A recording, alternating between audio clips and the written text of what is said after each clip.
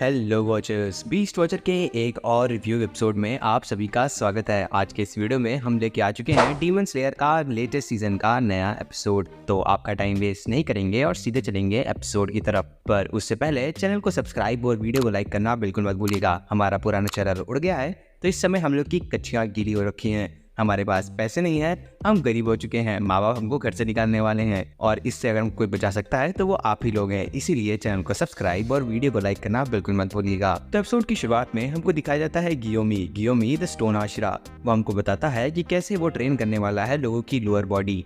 अभी तक हमने देखा किसी ने फ्लेक्सिबिलिटी ट्रेनिंग कराई, किसी ने स्ट्रेंथ ट्रेनिंग कराई, किसी ने स्वॉर्ड्समैथ की ट्रेनिंग कराई तो किसी ने बेसिक फिटनेस की। तो अब लास्ट ट्रेनिंग होने वाली है। जैसे कि हमको पता है कि पावर का सोर्स लोअर बॉडी ही होती है, इसीलिए गियोमी लोअर बॉडी पे मेन फोकस करवाता है। वो चाहता है कि सबकी लोअर बॉडी स्ट्रांग हो ताकि उनके स्ट्राइक्स में मीड पावर सडन फोर्स आ सके। इसके लिए उसने ट्रेनिंग 3 पार्ट्स में डिवाइड करके रखी थी। पहला पार्ट तो ये है कि उनको वाटरफॉल के नीचे खड़ा होना था जिसपे उन सब की भी कच्चियाँ गीली हो सके। दूसरा पार्ट ये है कि उनको लॉग्स उठाने थे, यानी कि बेसिकली मॉडर्न डे स्क्वाट। और तीसरा पार्ट ये है कि उनको एक बहुत बड़ा सा बोल्डर पुश करना था 380 फीट, यानी कि एक चोजो जो कि जेजेके पे मर चुका है। वो एक चौथा पार्ट भी रखने वाला था जिसमें वो सबको आग के ऊपर अंगीठी में बैठा के उनके पैर जलाने वाला था, पर क्योंकि वो डेंजरस हो जाता इसीलिए उसने वो वाला पार्ट कैंसिल कर दिया था। एनीवेज, फिर इंट्रो आता है और इस एपिसोड का नाम आता है। इस एपिसोड का नाम है the strongest among demon slayer. Anyways, जैसे मैंने बताया उसके बाद ट्रेनिंग स्टार्ट होती है। ट्रेनिंग के पहले पड़ाव में उनको वाटरफॉल के नीचे जाना होता है, पर वाटरफॉल के नीचे जाने के लिए वाटरफॉल तक भी जाना होता है और वहां तक जाने के लिए उनको नदी क्रॉस करनी होती है। ठंडी के समय में ठंडे पानी वाली नदी, और जेनित्सु उस पर पैर डालते ही कांपने लगता है। वो इतना कांपने लगता है कि उसको अपने माँ बाप की याद आने लगती है। उसको कुछ गर्मा गर्म चाहिए था। वहाँ पे नेज़ुको तो थी नहीं, इसीलिए वो एक पत्थर से जाके चिपक जाता है। उस पत्थर से उसको बहुत गर्मी निकल रही होती है और वो कहता है कि मुझे तो यकीन ही नहीं हो रहा एक पत्थर इतना गर्म हो सकता है। पर फिर हमको दिखाया जाता है इनोस्के अपना मंत्र पढ़ते हुए नीचे वाटरफॉल के खड़ा होता है। वो इन सबसे बहुत बेटर है मेरी नज़रों में तो, क्योंकि वो इकलौता था जो कि यहाँ पे सबसे पहले पहुंचा था और वही सबसे बेटर कर भी रहा होता है। पर इससे पहले कि कुछ हो वो भी बेहोश हो जाता है मेरी उम्मीदों पे पानी फेरते हुए। वैसे इस एपिसोड में कुछ ज़्यादा ही पानी हो रहा है। फिर तांजिरो आता है और इनोस्के की छाती दबाने लगता है पानी निकालने के लिए। फिर हमको दिखाया जाता है तांजिरो जो कि अटेम्प्ट करता है वाटरफॉल के नीचे जाने के लिए। उसके साथ में एक और बंदा होता है जो कि अपना मंत्र पढ़ रहा होता है, नामोमिदा बुतुसु। वहाँ पे तांजिरो होता है जो कि अपना मंत्र पढ़ रहा होता है, ननबुत्सु ननबुत्सु। कुल मिला के ये इसलिए होता है ताकि सबको पता चल सके कि कौन कॉन्शियस है कौन अनकॉन्शियस, जिससे कि अगर कोई अनकॉन्शियस हो तो कोई दूसरा जाके उसको हेल्प कर सके। और हर बार वो लोग थोड़ी देर के लिए ठंडे पानी में रहते और थोड़ी देर के लिए गर्म पत्थर से सटके रहते। फिर हमको वो दूसरा वाला बंदा बताता है कि वो 10 दिन से यहाँ पे है और फाइनली वो 2 घंटे के लिए वाटरफॉल के नीचे खड़ा हो पा रहा है, इसीलिए वो नेक्स्ट स्टेज की तरफ बढ़ रहा है। तांजिरो बोलता है कि तुम तो कमाल के हो, पर वो बंदा सोच रहा होता है कि ये और वो बोर वाला बंदा, यानी कि हमारा अपना प्यारा राज दुलारा इनोस्के तो काफी ज्यादा कमाल का है, क्योंकि वो दोनों जस्ट अभी आए हैं और वो अभी से इतना कमाल धमाल मचा रहे हैं। एनीवेज, फिर तांजिरो सबके लिए मच्छियां पूछता है और अपनी वेस्ट बंगालन हेरिटेज दिखाता है। सब लोग मच्छियां खाते हैं, खुश होते हैं और उसके बाद जाने लगते हैं। यहाँ पे एक और बात नोटिसेबल ये थी कि इनोस्के मछली की हड्डियां भी खा जाता है। तब तक जेनित्सु बोलता है कि कोई चांस ही नहीं कि गियोमी वो पत्थर पुश कर सकता है, वो केवल कहानी बता रहा है। जब तक वो ये बोल ही रहा होता है तब तक पीछे से गियोमी आ जाता है जो कि अपना मंत्र पढ़ते हुए उसको धक्का दे रहा होता है। और ये देखने के बाद उन सबका मन हिल ही जाता है। फिर क्या, फिर बारी बारी सब पानी में जाएं, बारी बारी में गिरे, छप छप छपाक हो, ठप ठप ढपाक हो, ये सब होता ही रहे। तब तक पहला लेवल क्लियर कर लेता है तांजिरो। पहला लेवल क्लियर करने के बाद लॉग लिफ्ट आती है, यानी कि बेसिक स्क्वाट, और काफी मेहनत के बाद तांजिरो ये भी कर ले जाता है। एनीवेज, इस पॉइंट पे मैं थोड़ा सा कंफ्यूज हूँ, क्योंकि जेनित्सु का तो पॉइंट यही है ना कि उसके लेग्स बहुत ज़्यादा स्ट्रॉन्ग है, तभी तो वो थंडर ब्रीदिंग यूज़ कर पाता है। तभी तो थंडर ब्रीदिंग का फर्स्ट फॉर्म वो इतना अच्छे से यूज़ कर पाता है, क्योंकि उसके लेग्स ही तो स्ट्रॉन्ग है। तो ये कैसे नहीं कर पा रहा है ये मुझे नहीं समझ में आ रहा है।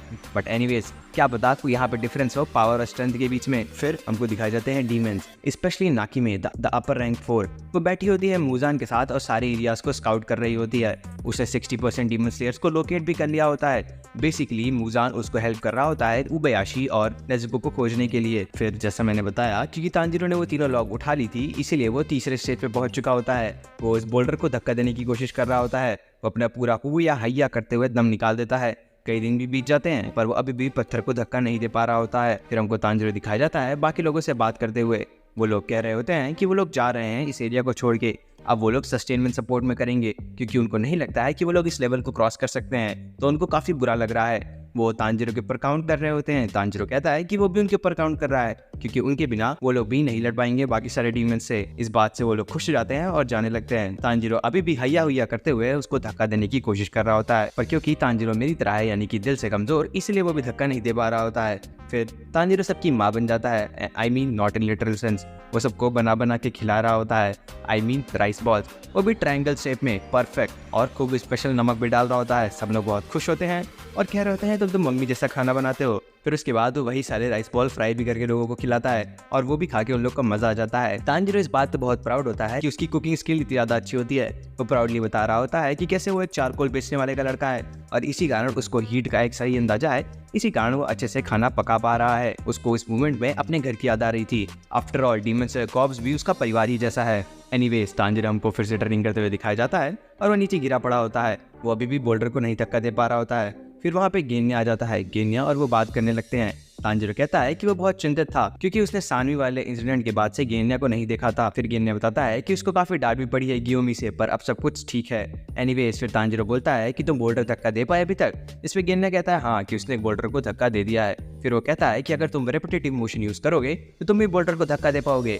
वो ये भी नोटिस करता है कि डीमन स्लेयर मार्क जो कि तांजिरो के सर के ऊपर है वो बहुत ही ज्यादा डार्क होता जा रहा है। जिस पे तांजिरो कहता है कि किसी और ने तो नहीं कहा। तो गेन्या कहता है कि मोस्ट प्रोबेबली क्योंकि सब लोग तुम्हारे साथ रेगुलरली रहते हैं इसलिए उन्होंने नोटिस नहीं किया, पर क्योंकि मैं तुमसे काफी फ्रीक्वेंट टाइम्स के बाद मिलता हूँ इसलिए मैं इसको नोटिस कर पा रहा हूँ। एनीवेज फिर वहाँ से चला जाता है गेन्या और वहीं हमको कोने में गियोमी भी दिखाया जाता है जो कि इन दोनों की बात सुन रहा होता है। गेन्या के जाने के बाद बाकी सारे बंदे आ जाते हैं तांजिरो के पास ये कहने के लिए कि प्लीज खाना बना दो क्योंकि तुमने जो खाना बनाया था उसके बाद मुझको अपनी माई की याद आ गई थी। वो सबके लिए फिर से खाना बनाता है और इस बार उसकी मदद करने के लिए आ जाता है गेन्या भी। गेन्या आने के बाद तांजिरो से डिस्कस करने लगता है कि कैसे उसके फोरहेड के ऊपर जो मार्क्स है वो ये शो करता है कि वो अपने इमोशन स्टेट को कंट्रोल कर पा रहा है या फिर नहीं कंट्रोल कर पा रहा है। वो उससे कहता है कि ऐसे मूवमेंट्स को याद करो जिसमें तुम्हें बहुत ज्यादा गुस्सा आता है, क्या पता उस मूवमेंट में तुम्हारे डीमन स्लेयर मार्क बाहर निकल आए। एनीवेज सबको खाना खिलाने के बाद तांजिरो वापस पहुंच जाता है ट्रेनिंग करने के लिए अकेले ही। वो याद करने लगता है सब कुछ। वो रेपिटेटिव मोशन को याद करने लगता है। वो रेंगोकू के वर्ड को याद करने लगता है। रेंगोकू के आखिरी वर्ड थे सेट योर हार्ट अब्लेज, यानी कि अपने दिल के अंदर की आग जला दो। और वो ये सब करने के बाद पूरी ताकत से पुश करता है, पुश पुश पुश, और फाइनली उसके ऊपर का डीमन स्लेयर मार्क अपीयर हो ही जाता है। और वो सोचता है कि अब तो उसको वो मेंटेन करना ही होगा। ये देखने के लिए वहाँ पे जेनित्सु और इनुस्को भी पहुंच जाते हैं। वो दोनों देखते हैं कि तांजिरो फाइनली उस बोल्डर को पुश कर पा रहा होता है। वो रेपिटेटिव मोशन करते हुए 1 by 1 फुल कंसंट्रेशन ब्रीथिंग नहीं, रेपिटेटिव मोशन करते हुए धक्का दे ही देता है उस बोल्डर को और वो बोल्डर फाइनली मूव करने लगता है। इनुस्की को यकीन नहीं हो रहा होता है क्योंकि इनुस्के हार गया होता है तांजिरो से। उसको पूरी उम्मीद थी कि वो तांजिरो से पहले कर देगा। वहीं दूसरी तरफ जेनित्सु कह रहा होता है कि तुम एक मॉन्स्टर हो तांजिरो। इसके बाद वापस सीन कट होता है और हमको दिखाया जाता है कोई और नहीं बल्कि कीबुत्सी जी मुजान माइकल द जैक्सन। वो बैठ के कुर्सी के ऊपर स्टाइल मार रहा होता है और वो सोच रहा होता है कि ये मैन उबयाशी प्लान क्या कर रहा है। उसने एक्चुअली में आज तक उबयाशी को देखा भी नहीं है। तो उसकी लास्ट लाइन ये होती है कि उबयाशी तुम एक्चुअली में दिखते कैसे हो। और इसी के साथ हमारा ये कमाल का एपिसोड खत्म हो जाता है। अब ये कनेक्टिव एपिसोड्स फाइनली खत्म हो ही रहे हैं। फाइनली इस सीजन का एक्शन आने वाला है। अभी तक जितने भी एपिसोड थे वो बहुत ही प्यारे, बहुत ही मेलो थे। हमको बहुत सारे कनेक्शन दिखाए गए हैं और तांजिरो के सारे हाशिरात से जोड़ी भी दिखाई गई है। अब जो होना है वो आपको बता तो नहीं सकता, पर मुझे दिल से पता है कि आगे मजा तो बहुत आने वाला है। पर फिर भी जेनित्सु वाला पॉइंट मेरा अभी भी स्टैंड करता है कि जेनित्सु की पूरी बात तो यही है कि उसके पैर बहुत ज्यादा स्ट्रांग है, तो वो कैसे इस पत्थर को पुश नहीं कर पा रहा है या फिर वो कैसे और कोई ट्रेनिंग कंप्लीट नहीं कर पा रहा है। खैर ये सोचते तो हम हमेशा रह सकते हैं, पर उससे पहले आप बता दीजिए कि आप क्या सोचते हैं इस वीडियो के बारे में। आप क्या चाहते हैं कि हम कौन सा एनिमे कंटेंट लेके आए। जिस भी कमेंट पे एक भी लाइक होगा, जो भी रिकमेंडेशन आप लोग हमको देंगे उस पर हम वीडियो जरूर लेके आएंगे, क्योंकि आप लोगों की हमें बहुत ज्यादा जरूरत है। जैसे मैंने बताया हमारा चैनल जा चुका है और हमारी कच्चियां गीली हो चुकी है, तो हमारे कच्चों को सुखाएं, चैनल को सब्सक्राइब करें, वीडियो को लाइक करें। Thank you for watching. This has been Shivansh and be the watcher.